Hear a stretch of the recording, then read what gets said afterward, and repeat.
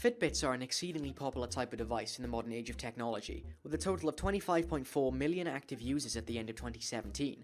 But are they accurate? A recent study collected data from 40 individuals who tested 8 different devices.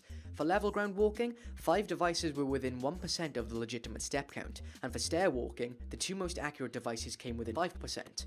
However, despite relatively accurate step counts, the distance recorded on stairs were overestimated by at least 45% on every device.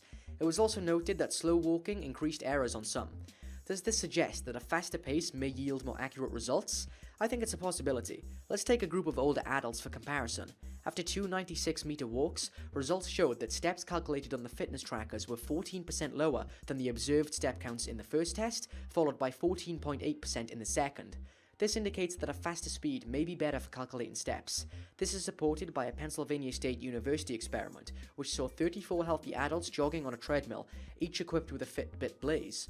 Despite small over and underestimations, they discovered that the device showed a mean difference of 6.44 steps across all participants, a compelling contrast to say the least. So how likely are you to use such devices frequently? When 26 undergraduate students from an American university wore Fitbits for 6 weeks, 25% of the students showed that they stopped using the device after a week. 50% dropped out after 2 weeks, 75% after 4, and only 3 students used the device every day. 12 students said it was difficult to be mindful about where they'd left the device, forgetting to put it on due to rushing to class, or simply finding it inconvenient to regularly charge. On the other hand, age may be a factor in such devices' usage. For example, young children in an East Texas school said the Fitbit was more comfortable than the Amex, and they hardly recognized it was there after wearing both. They also reported feeling more motivated to do physical activity.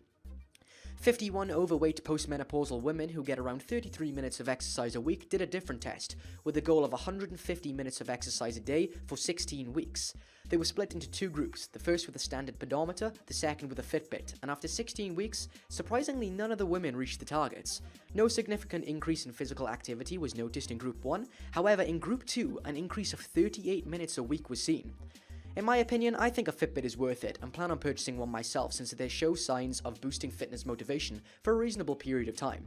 Overall, a Fitbit may be useful to you if you plan on doing faster paced exercise such as jogging and running and are looking to get more physically active, but then it's up to you to implement it into your day-to-day life.